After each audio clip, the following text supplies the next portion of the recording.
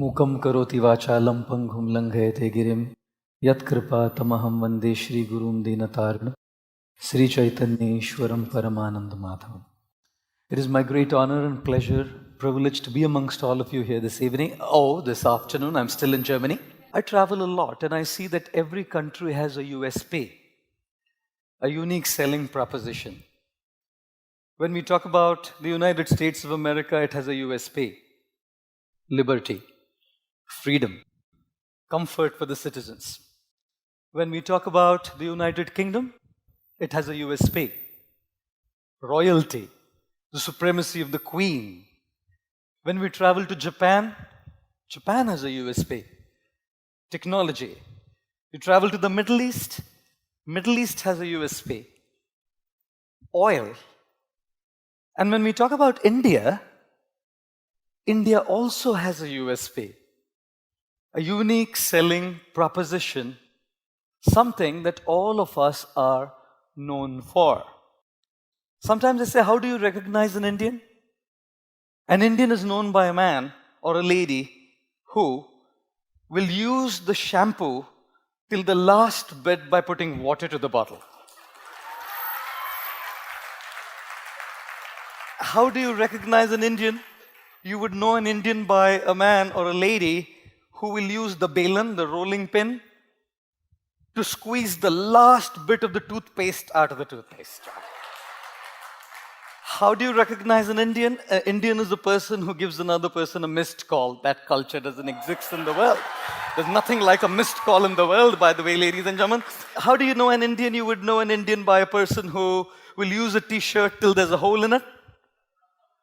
And once it's unusable in the day because there's a hole in it, you would probably start using it in the night. And if it's still not usable in the night any longer, you keep it for Holi. And if it's not even usable for Holi, then you use that pocha. Then you know, for sure you know then that you are truly an Indian. Yes, ladies and gentlemen, we are known for our sparing nature. No wonder a lot of people in this world are super wealthy, in this country are super wealthy. India is known for Bollywood. India is known for its cricket. India is known for its beautiful architecture, magnificent edifices. India is known for its Himalayas. India is known for its literary contributions. India is known to be a developing economy now. Indeed, India is known for many, many things. But what India is specially known for on this planet Earth is its unique contribution in the field of spirituality.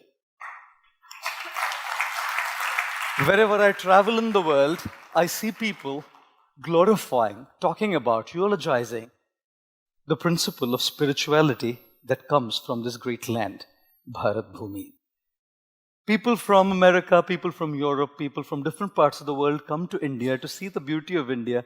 But if you go to Rishikesh, you go to the Himalayas, there's a lot of people out there who are coming here to learn spirituality, who are coming here to learn yoga, who are coming here to learn the inner engineering, the inner ecology of life. Of course, when we talk about wellness, how can we neglect the principle of spiritual wellness? This afternoon, I thought I would share with you an analogy that one of my spiritual mentors, His Holiness Sachinandan Swami, who's a German by birth, once told me. It's a beautiful analogy. It's called the tree of life. Whenever we look at a beautiful tree, one of the most essential parts of the tree is its roots. A tree has three aspects to it, essentially. One is the roots, the second is the trunk, and third is the crown of the tree. And when we talk about the roots, a healthy tree has healthy roots. The deeper the roots, the stronger the roots, the tree stands strong in storms, cyclones, hurricanes, and tornadoes. And the roots are not seen to our eyes. Ladies and gentlemen, those roots are compared to our spirituality. Our achievements are seen to people, our gadgets are seen to people, our money is seen to people, our accolades are seen to people, our charisma is seen to people, our success is seen to people. What's not seen to the eyes of the people is our roots, our spiritual development. And therefore I always say, If we do not work on what is unseen, it's very difficult to sustain what is seen. We also need to look at the roots. And that's why I say the roots, strengthening the roots happens by connection. Connection to our own selves. Connection to divinity. That's why meditation, yoga, chanting, prayer is gaining such popularity all over the world, because everyone says that the unseen roots need to be strengthened so that the tree is strong. And when those roots are strong, the second aspect, which is the trunk of the tree is our physical and our emotional well-being. That's the trunk. And a trunk can stand strong and a trunk can stand stable only if the roots are deep and strong. If the roots aren't deep and strong, the trunk is dodgy and wobbly.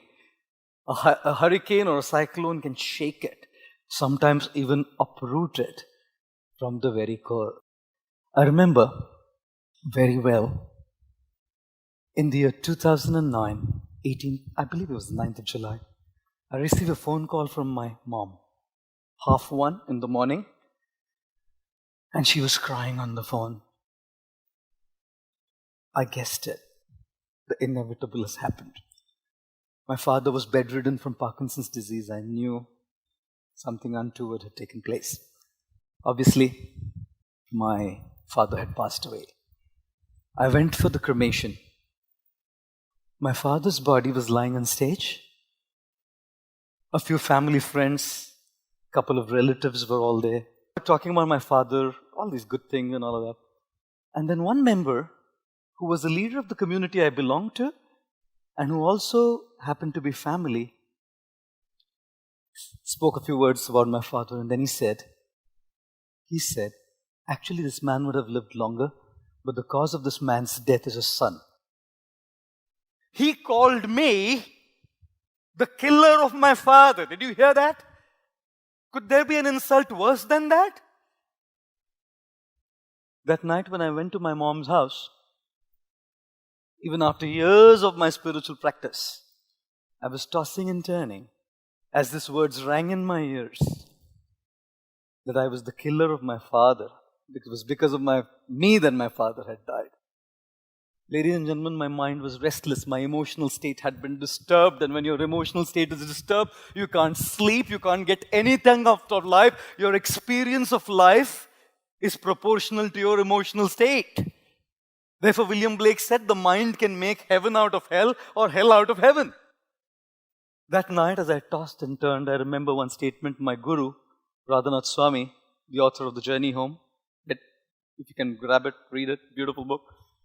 He said, do not give the remote control of your emotions to someone else. That man, by what he was saying, was pressing a button on the remote control and making me feel trash. I depend on you to say that your talk was great and feel good, and I depend on you to say that my talk was bad and I feel trash. That means I've given the remote control to you. I feel good because you make me feel good. I feel bad because you make me feel bad. And how shallow is life that I don't have the guts to take the control of my emotions in my own hands. Ladies and gentlemen, we have to learn how to take the control of our feelings in our own hand. I will not allow any damned person under the sun to make me feel good or bad by what he or she says. If they say good, fine, that's good. Appreciation, nice, I'm happy with it. And even if they trash me, fine, it's their opinion. It's the way they think. Ladies and gentlemen, the trunk is our physical and our emotional stability, and I'm not getting into the physical well-being because of paucity of time, obviously. And the last one is the crown. The crown is our contribution to the world. The crown is where the fruits come. The crown is where the leaves come. The crown is where the flowers come. And the fruits are for others.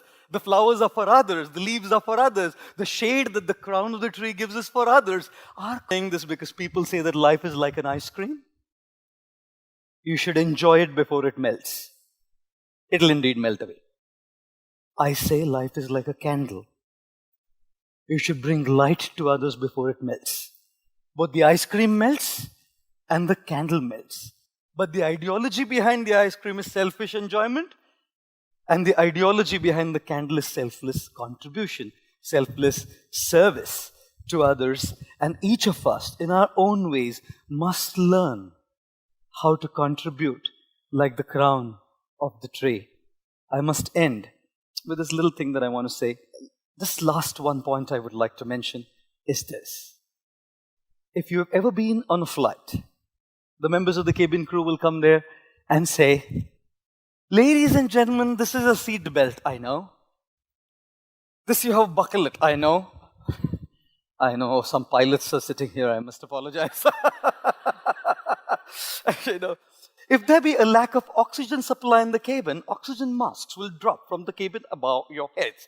Secure your mask properly and breathe normally. Make sure your oxygen mask is secured properly before you help others.